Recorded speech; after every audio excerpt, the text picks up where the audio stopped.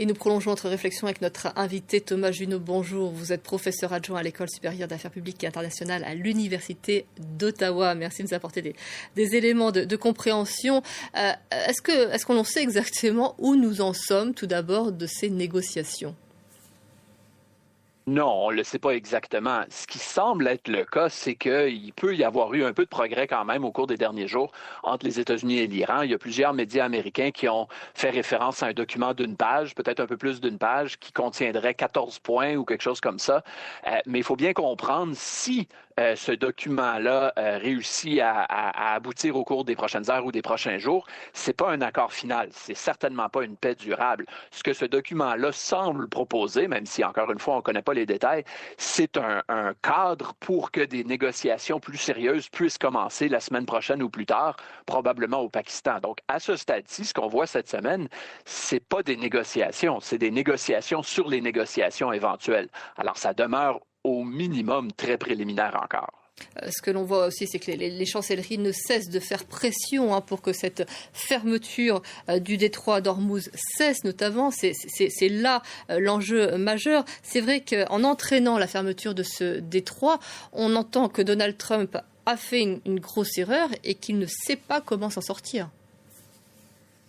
Bien, absolument. Les États-Unis ont commencé une guerre il y a un peu plus que 2 mois maintenant avec une incohérence au niveau des objectifs stratégiques. Il y a eu énormément de contradictions quant aux objectifs qu'on poursuivait. Est-ce que c'était le programme nucléaire, le programme de missiles? Est-ce que c'était la chute de la République islamique au complet?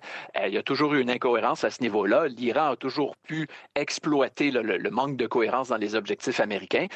Et aujourd'hui, on se ramasse dans un contexte où l'Iran, en ayant réussi à bloquer le détroit d'Ormuz, a gagné une influence très importante sur l'économie mondiale et donc sur les États-Unis.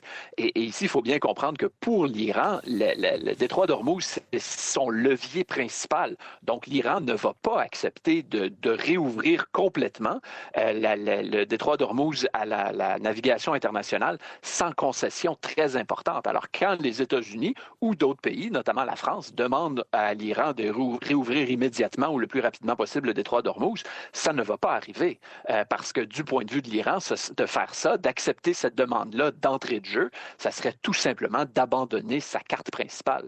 Oui, c'est-à-dire qu'en quelques semaines, l'Iran a acquis un pouvoir absolument démesuré en s'appropriant ce détroit d'Ormuz. Alors, il y a eu cette opération qui avait été annoncée, puis finalement, l'administration américaine a rétropédalé, projet Liberté. Là, on avait un truc un peu, enfin pas clair du tout, on avait un cadre assez vague que proposaient les États-Unis. D'ailleurs, ils ont très rapidement rétropédalé.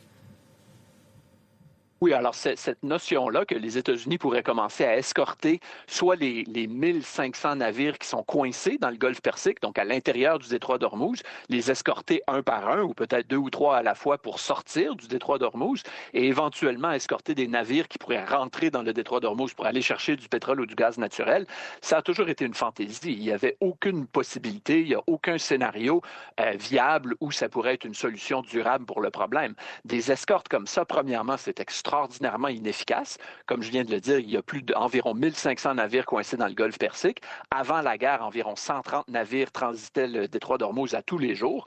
Donc, des escortes de 1 ou 2 navires à la fois, c'est extrêmement inefficace. C'est aussi très coûteux financièrement et c'est extrêmement risqué parce qu'à chaque fois qu'il y a un de ces navires-là qui va essayer de briser le blocus iranien, donc le blocage par l'Iran de tout transit qui n'est pas contrôlé par l'Iran du détroit d'Ormuz, il y a un risque d'escalade. Alors, ça a commencé brièvement cette semaine, ça a arrêté après qu'une poignée seulement de navires ait pu être escortés par les Américains, puis il n'y avait pas vraiment de possibilité que ça aille plus loin que ça. Là. Oui, ça risquait de faire voler en éclats ce cessez-le-feu. Le but du blocus américain imposé sur l'Iran était de faire s'agenouiller l'Iran. On voit que ça ne fonctionne pas. Comment expliquez-vous que le régime iranien parvienne à tenir ?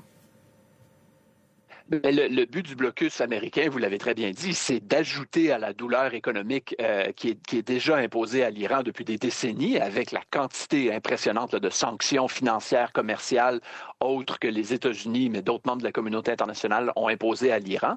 Le président Trump a décidé d'imposer un blocus supplémentaire pour donc empêcher toute exportation iranienne, surtout de pétrole. Et donc, l'objectif, c'est d'ajouter à la douleur économique pour, comme vous l'avez dit, faire fléchir affaiblir l'Iran, c'est de très mal comprendre la République islamique, de penser que ça pourrait fonctionner. Oui, les États-Unis sont en train d'imposer une douleur additionnelle significative à l'économie iranienne. C'est vrai, mais c'est pas vrai que ça va fonctionner. On le voit très bien en ce moment. La République islamique considère que la guerre qui a lieu depuis le 28 février 2026 est une guerre existentielle. C'est une guerre pour sa survie. L'objectif américain, ce n'est pas une guerre limitée comme ça peut être le cas par le passé. L'objectif, c'est de faire tomber la République islamique. Donc, le régime va être absolument prêt à absorber, à tolérer une quantité énorme de douleurs économiques ou autres pour assurer sa survie. Puis ici, quand je dis que le régime va absorber cette douleur économique-là, en pratique, ce que ça veut dire, c'est que premièrement, le régime va transférer cette douleur-là à la population iranienne, qui souffre déjà énormément. Et en fait, le régime, notamment plusieurs commandants ou individus affiliés aux gardiens de la Révolution, vont s'enrichir avec ce blocus-là, parce que c'est eux qui contrôlent les très nombreux, très sophistiqués réseaux de contrebande qui permettent à l'Iran, depuis des décennies, de contourner les sanctions internationales. Alors, pour au minimum plusieurs mois, l'Iran va absolument être capable de résister à ce blocus-là. Vous évoquiez tout à l'heure les ripostes à l'instant auxquels on a assisté hier. Ce sont les Émirats arabes unis qui ont immédiatement été frappés. Pourquoi est-ce que ce pays reste une cible privilégiée de l'Iran ? Les Émirats arabes unis sont très proches des États-Unis depuis longtemps, mais aussi depuis 2020, ils sont très proches d'Israël. Dans le cadre des accords d'Abraham, les Émirats arabes unis ont normalisé leurs relations diplomatiques avec Israël et depuis ce temps-là, depuis presque 6 ans maintenant, les Émirats et Israël ont approfondi de manière très sérieuse leurs relations, surtout en matière sécuritaire, mais à d'autres niveaux aussi. Il y a de plus en plus de commerce, il y a un peu de tourisme, pas en temps de guerre, mais avant la guerre entre les deux pays. Donc, les Émirats arabes unis sont un exemple que l'Iran veut frapper. L'Iran veut vraiment envoyer le message non seulement aux Émirats, mais à l'ensemble de la région. Voici le prix que vous payez pour votre coopération, pas seulement avec les États-Unis, mais avec Israël aussi. Et ce qu'on voit dans le contexte de la guerre actuelle, c'est que les Émirats ont approfondi encore plus leur relation avec Israël. Israël a même déployé, selon plusieurs rapports dans les médias israéliens, américains, des installations de défense antimissiles pour soutenir les Émirats.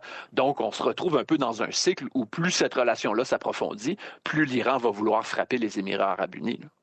Le contrôle, Thomas Junod, du passage n'est pas qu'une question de puissance militaire, c'est avant tout un rétablissement de la confiance. Comment cela pourrait-il être possible? Est-ce qu'on peut imaginer, du coup, voir les pays du Golfe se joindre pour éventuellement une cogestion du détroit d'Ormuz? Comment est-ce qu'on peut rétablir cette confiance qui est essentielle?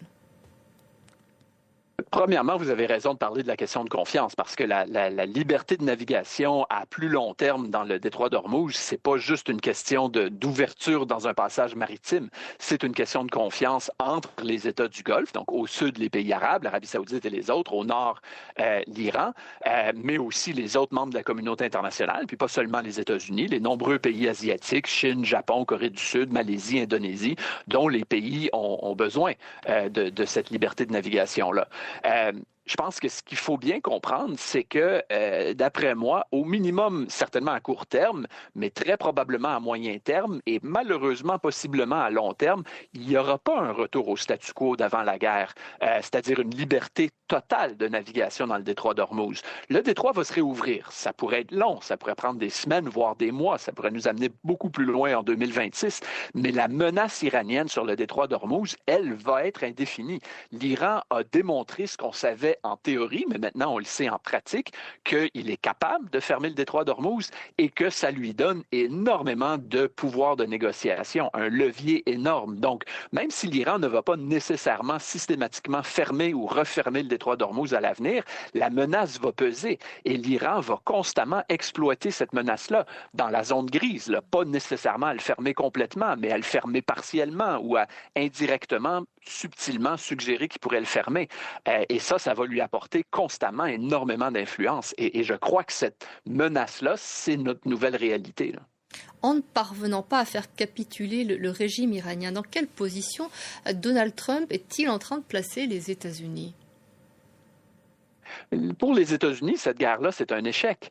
Et ça démontre très bien le dilemme ou le paradoxe dans la puissance américaine. Les Américains, surtout dans les premières semaines de la guerre, ont enligné des succès tactiques. Donc, au niveau militaire, dans les premières semaines, les États-Unis et Israël réussissaient à imposer un coup énorme à l'Iran. Et on parle beaucoup d'Ormuz, mais il ne faut pas oublier que l'Iran a été frappé extrêmement fort au niveau militaire, au niveau économique. Les pertes ont été importantes, le coût a été important.